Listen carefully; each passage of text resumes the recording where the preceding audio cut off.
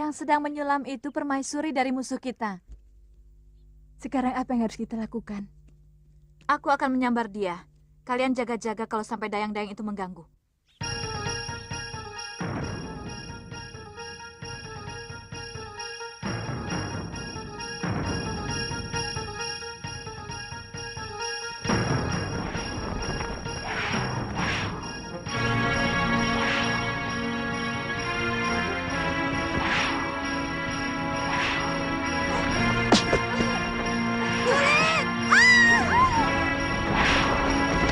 Diceritakan, sang permaisuri Raja Malwapati telah diculik oleh manusia-manusia cantik akan tetapi sebenarnya dia adalah manusia serigala yang ingin membalaskan akan dendamnya, dan menculik akan Samge permaisuri Raja Dewi Sekarwangi, hingga pada akhirnya sang Prabu Malwapatu mendapatkan kabar itu dari dayang-dayang istana yang menemaninya sedari tadi ia untuk menemaninya, hingga pada akhirnya sang Prabu Angling Dharma pun terdiam sebentar. Oleh karenanya sang Prabu Malwapati itu bersumpah akan mendapatkan kembali sang permaisuri Rahayekani Dewi Sekarwangi, Samge permaisuri Raja Malwapati itu, hingga pada akhirnya sang Prabu Malapati ditemani patihnya Batik Madrim N, akan membantu dari belakang hingga akhirnya mereka pun akan mulai berangkat ke tempat persembunyian dari siluman serigala. Ada apa? Kamu Dayang Gusti Putri bukan? Benar Gusti Prabu. Ampun Gusti. Ketiwasan.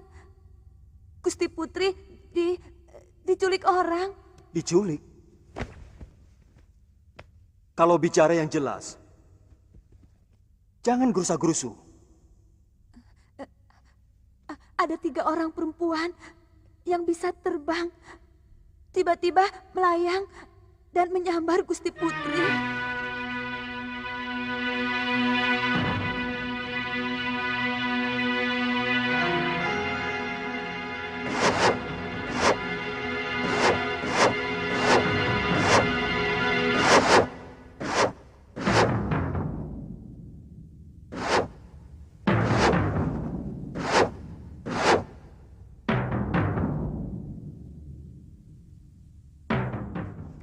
Maaf Gusti Prabu.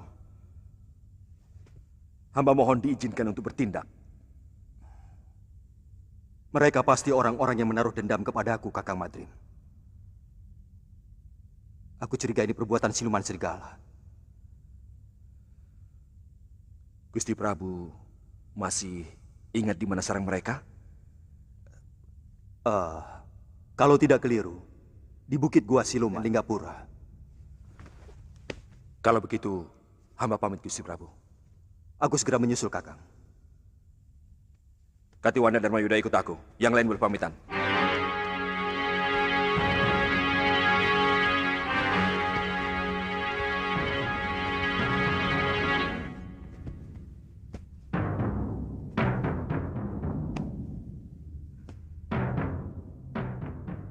Rupanya siluman itu masih menaruh dendam kepadaku. Hari ini kalian berhasil mengobrak-abrik komplotan Guragada. Saudagar gadungan itu nampaknya marah sekali. Dan dia minta bantuan Bayangkara Raja untuk menangkap kalian. Silakan. Aneh sekali negeri ini. Prajurit negara malah membantu bermocorah untuk menangkap orang yang berhasil mengobrak-abrik bajingan-bajingan itu. Ini kembang jenar, Ditya. Negeri di mana prajurit dan bajingan sulit sekali dibedakan. Dua-duanya sama-sama menindas rakyat kecil. Apakah semuanya begitu, Ki? Saya yakin tidak. Tentu masih ada senopati maupun prajurit yang memiliki hati nurani. Seharusnya memang selalu ada tentara yang membela rakyat kecil. Karena itulah tugas mereka. Selain membela negara. Ya, begitulah. Sayangnya, mereka yang budi pekertinya baik hanya sedikit sekali dibanding Juga di dengan tempat yang rela lain, menggadaikan harga di diri tempat mereka. kembang jenar, mereka pun Sang Aditya dan Galuh Parwati dan Ki Wulung sedang berbincang-bincang membicarakan tentang Bromocorah dan pimpinannya, yang mereka pun ketakutan akan hal tersebut, hingga pada saatnya, kita diperlihatkan kepada Senopati Bungalan yang mana, ia juga kesal dengan hal keadaannya, Uragada, yang telah menguasai akan orang-orang yang ada di negeri tersebut, yang mana negeri itu adalah Kembang Jenar. Uragada pun langsung untuk menguasai akan negeri Kembang Jenar, hingga pada akhirnya mereka terus yang disalahkan oleh Raja Batara. Saking pandainya Uragada itu bersilat lidah dengan Sang Batara, karenanya Sang Batara itu tidak mengetahui kejadian yang sebenarnya karena Sang Batara hanya mendengar akan keadaan yang baik-baik saja, didengar oleh Sang Batara, melalui lidah Sang Uragada. Aku mau menghadap Gusti Betara. Beliau ada di dalam? Hari ini tidak ada penghadapan, Tuan. Biasanya, Gusti Betara tidak mau diganggu. Gusti Betara sedang menikmati suara kutut manggung.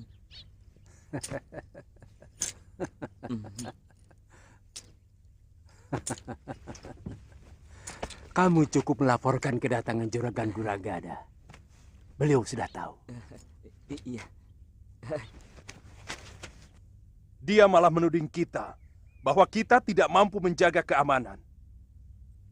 Padahal selama ini mereka yang mengeruk kekayaan dengan memeras para pedagang, bahkan rakyat kecil.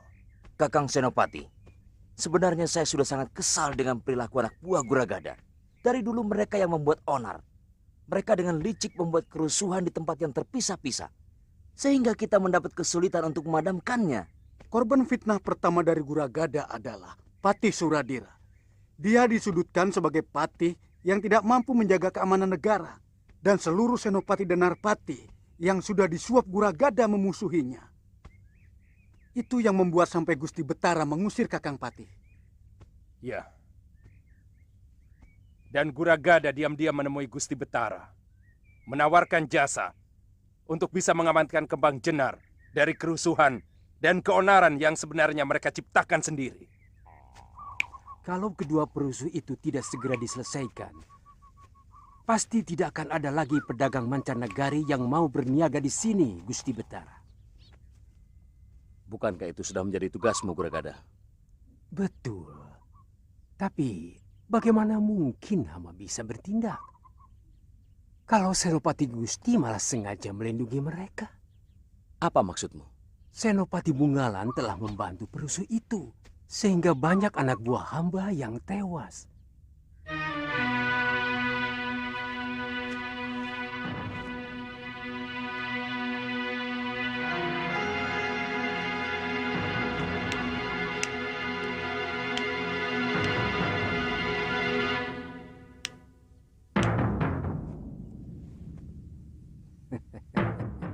Bagaimana kalau mereka kita habisi saja, Kakang?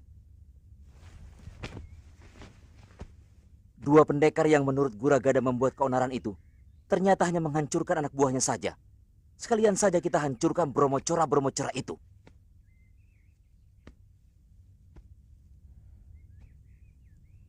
Itu yang sedang saya pikirkan. Tidak bisa.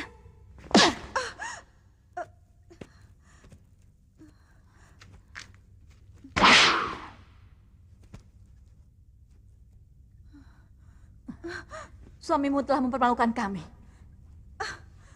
Kali ini hanya nyawa yang bisa membasuh semua perbuatan yang telah dilakukannya. Bukankah dia sudah menjalani tenungan Nyai? Dia sudah mengalami penderitaan sebagai seekor belibis. Dan kamu telah menyelamatkannya.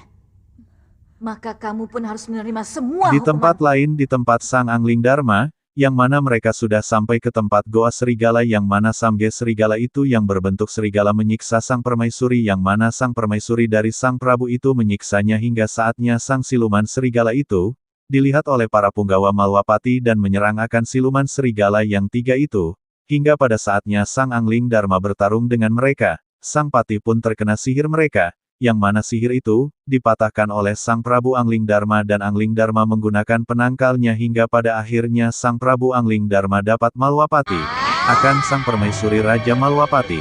Selamat dari bahaya.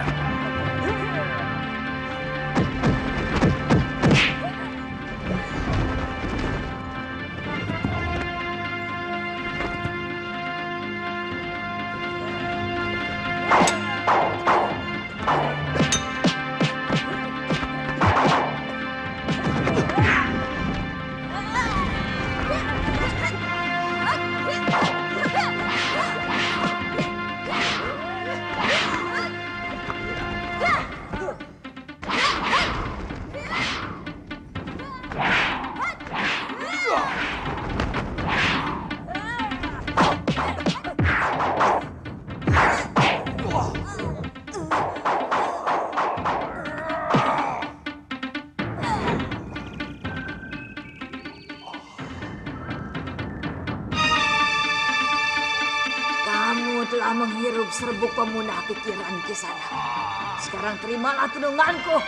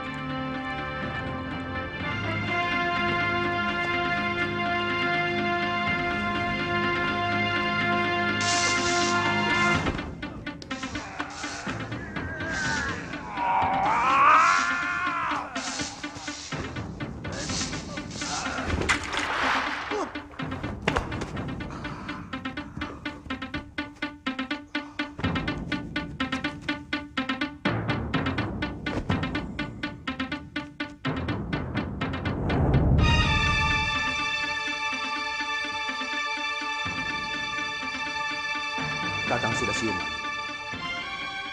Adi Prabu, apa sebenarnya yang terjadi? Dan kemana siluman-siluman serigala itu? Kakang Pati hampir saja terkena tenung. Untung Gusti Prabu datang. Siluman-siluman itu sudah tewas, Kakang.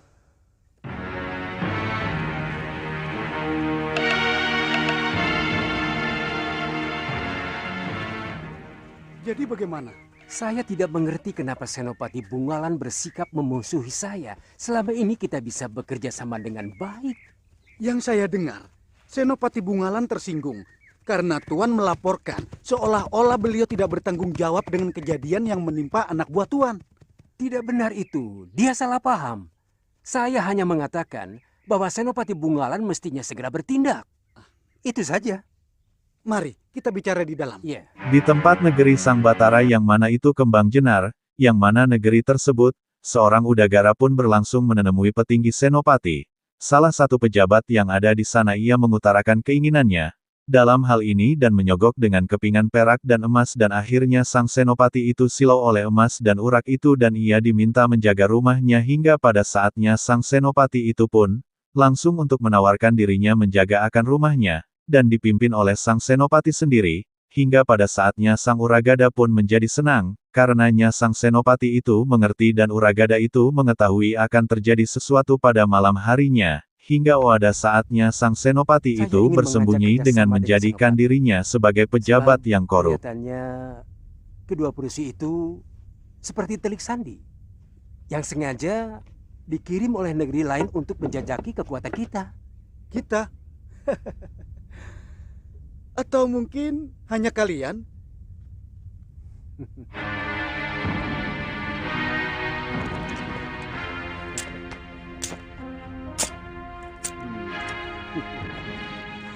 $200 kepeng perak. Kerahkan seluruh kekuatan prajurit Kembang Jenar untuk menangkap pengacau itu. Saya akan tambah 200 kepeng lagi untuk pengamanan rumah saya. Ya, saya akan kirim satu pasukan ke rumah Tuan. Yang akan saya pimpin sendiri. Bagus.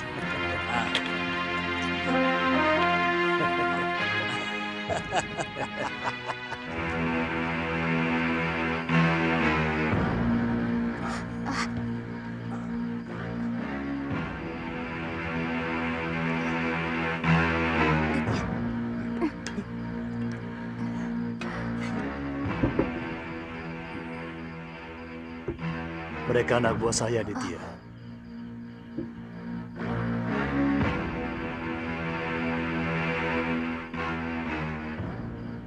Anak buah? Di tempat lainnya, Sang Aditya dan Galuh Parwati di malam hari mereka dikepung oleh orang-orang yang tidak dikenal, hingga pada akhirnya Sang Aditya dan Galuh pun bersiap-siap untuk menyerang balik, hingga Samgya Empu pun keluar dan berpakaian kerajaan. Rupanya Sang Empu menjelaskan ia dulunya adalah seorang patih di kerajaan negeri Kembang Jenar dan di luar itu adalah orang-orang yang setia padanya. Kemudian mereka keluar, dan pada akhirnya Sang Empu pun berpidato di hadapan mereka dan mereka pun langsung untuk bergerak pada malam itu juga dan menyusuri akan jalan. Tidak lama kemudian dari Senopati Bungalan ada melewati tema pat tersebut. Hingga pada akhirnya mereka pun menuju dan menyerang lewat depan dan belakang hingga mereka melihat punggawa keraujan yang mana menjaga rumahnya Uragada hingga mereka pun langsung menyerbu dan menghajar para punggawa yang berkhianat dengan kerajaan negeri Kembang Jenar, hingga pada saat Jia Seng Empu juga menyerbu lewat depan. Tidak lama kemudian Sang Senopati Bungalan menyerbu dengan gagah beraninya akhirnya Sang Empu Pup berhasil mengalahkan mereka dan akhirnya Sang Uragada pun ditangkap dan dijebloskan ke penjara. Sebab setiap kali ada kekacauan, anak buah saya tidak mampu untuk memadamkannya.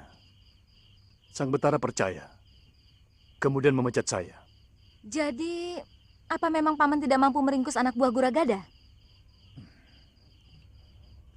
Mereka seperti tahu setiap langkah yang akan saya ambil. Saya curiga ada kerjasama antara anak buah Guragada dengan beberapa orang senopati. Bahkan dengan penewu dan penatus yang ada dalam pasukan saya. Keterlaluan. Ya. Benar-benar busuk. Iya. Senopati lain yang tidak silau oleh uang Guragada. Dan mereka yang masih setia kepada saya, dibuatnya tidak berdaya. Karena jumlah yang jadi kedibal Guragada jauh lebih banyak. Salah satunya adalah Senopati Bungalan. Sampai sekarang dia selalu bertentangan dengan Guragada. Jadi, apa rencana Paman malam ini? Kita hancurkan rumah Guragada. Karena saya yakin, mereka sedang ketakutan. Karena gebrakan Raden berdua kemarin siang. Saudara-saudaraku, waktu yang kita tunggu-tunggu rupanya datang lebih cepat dari yang kita perkirakan. Utusan sahabatku, Empu Ganggadara dari Pulau Kura-Kura sudah datang. Dan yang seperti kalian saksikan, mereka langsung membuat bromocorah anak buah Guragada kalang kabut. Saat ini mereka dalam keadaan kebingungan dan ketakutan. Kini saatnya kita tekan mereka. Betul, Kipati! Betul! Kipati, saya melihat ada pasukan Kembang Jenar berkumpul di rumah Guragada. Pasti mereka lah pengkhianat-pengkhianat yang harus kita basmi. Tidak peduli saudara atau teman sendiri.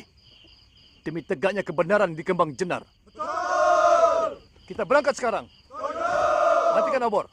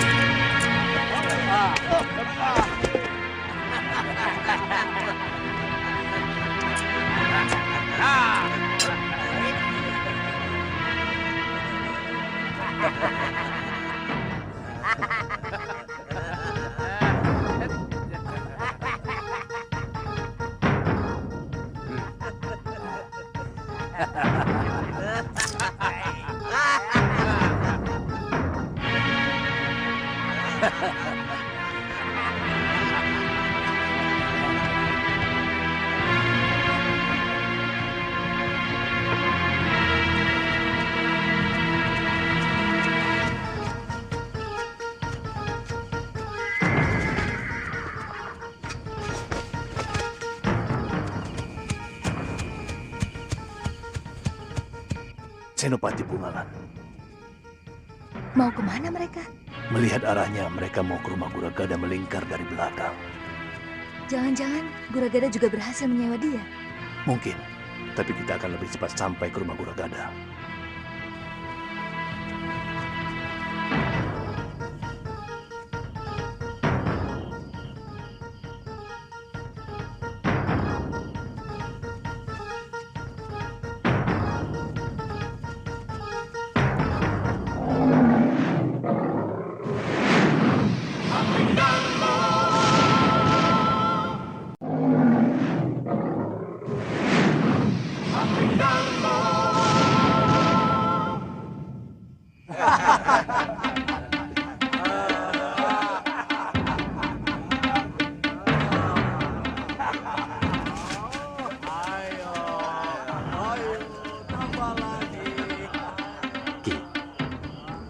Saya dan Galuh memutar, menyerang lewat belakang. Baik, hati-hati. Saya akan menyerang dari depan.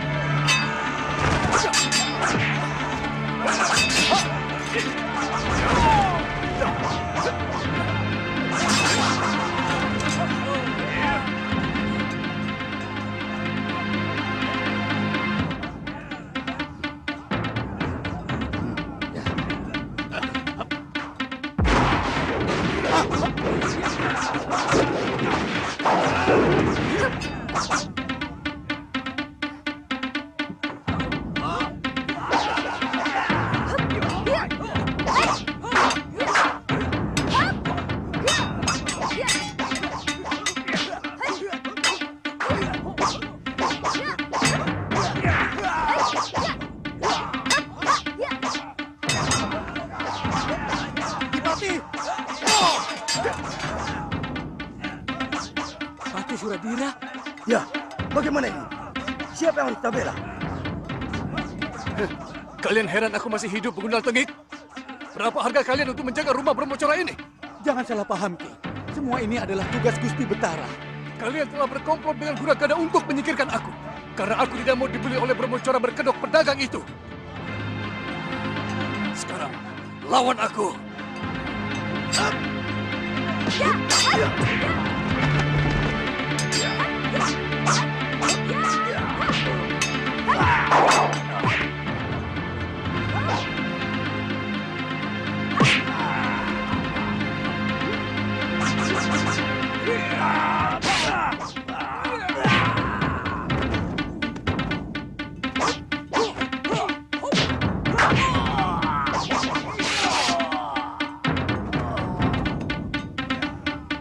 Guragada lari.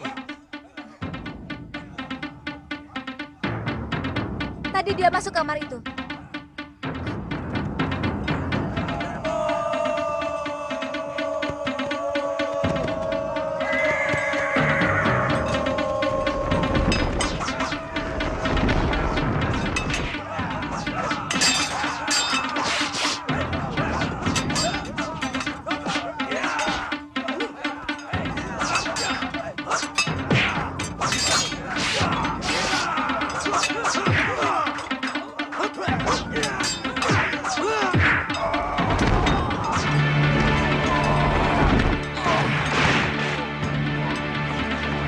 Guragada sudah tertangkap. Siapa yang bertanggung jawab mengadilinya? Ampun. Ikat dia, Aditya. Semua Brahmacora dan pengkhianat negara ini harus kita serahkan kepada Betara Ri Kembang Jenar.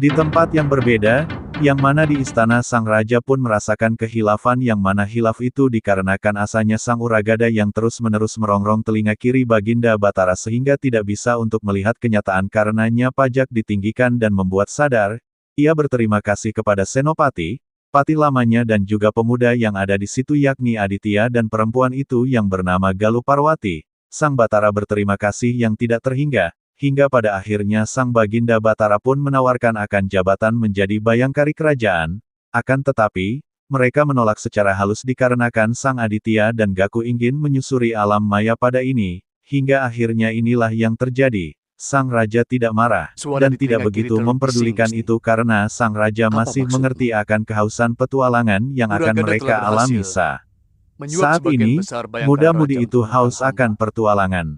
Bahkan ada anak buah hamba yang dia suap dan mengkhianati hamba, Gusti. Ya, Senopati Bungalan sudah menceritakan segalanya kepadaku. Maukah Kakang memaafkan aku? Tidak pantas seorang Betara minta maaf, Gusti. Seorang Betara tidak pernah salah. Dia hanya keliru. Terima kasih, Kakang. Aku juga mendengar kedua anak muda itu sangat berjasa pada negeri kita. Siapa namamu, anak muda? Hamba Aditya, dari Pulau Kura-Kura, Gusti. Murid Kakang Empu Ganggadara, saudara seperguruan hamba. Sengaja hamba meminta bantuan ke sana, Gusti. Tindakan Kakang telah menyelamatkan Kembang Jenar dari kehancuran. Ternyata Guragada sangat licik dan licin.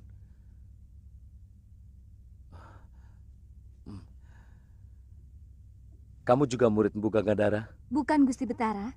Hamba Galuh Parwati, dari Padepokan Sugaluh. Hamba teman Kakang Aditya. Kalian benar-benar anak muda yang terpuji. Kembang Jenar berhutang budi kepadamu berdua. Jika kalian bersedia, aku akan sangat gembira jika kalian mau menjadi bayangkaraku. Aditya.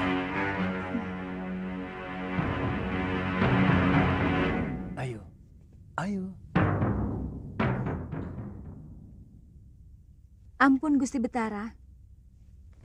Hamba mohon, Gusti tidak murka kepada kami. Kami mohon waktu untuk memikirkan tawaran Gusti yang begitu mulia. Tidak apa-apa. Itu hak kalian. Kalian masih muda. Sekali lagi, terima kasih.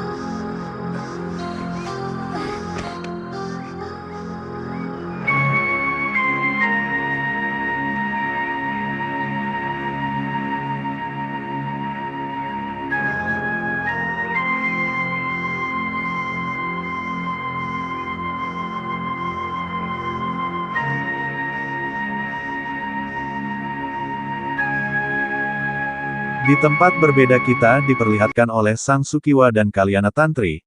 Mereka berdua sedang menyusuri akan hutan yang lebat, yang dimana buah-buahan tumbuh dengan suburnya, hingga pada akhirnya Sang Sulyawa dan Kalyana Tantri hampir terbuai asmara yang melekat pada diri mereka.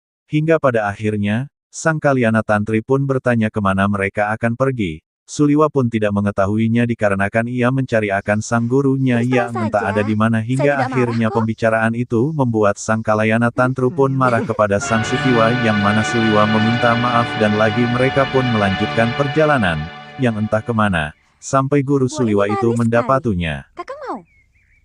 Nanti saja Tantri. Sebaiknya kita lebih cepat sedikit supaya kita bisa menemukan desa untuk menginap. Nginep di hutan juga tidak apa-apa kan, Kang? Menginap di dalam hutan banyak bahayanya, Tantri. Kamu tidak takut? Kenapa harus takut? Kakang seorang pendekar yang tangguh.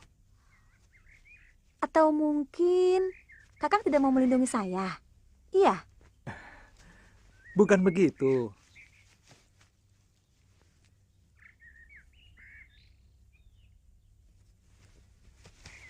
Kalau bahaya dari luar, mungkin kita bisa melawannya. Bukan cuma saya, kamu pun seorang pendekar yang tangguh. Yang lebih menakutkan adalah bahaya yang muncul dari diri kamu dan saya sendiri.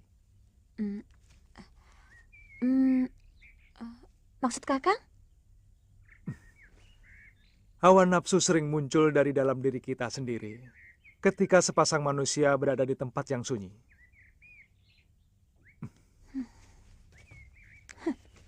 Kakang pikir saya perempuan rendah yang memanfaatkan sepi untuk melampiaskan nafsu? Kalau saya memang gemar mengumbar nafsu, kenapa tidak waktu kita di atas perahu? Kenapa tidak sekarang? Di sini juga sepi.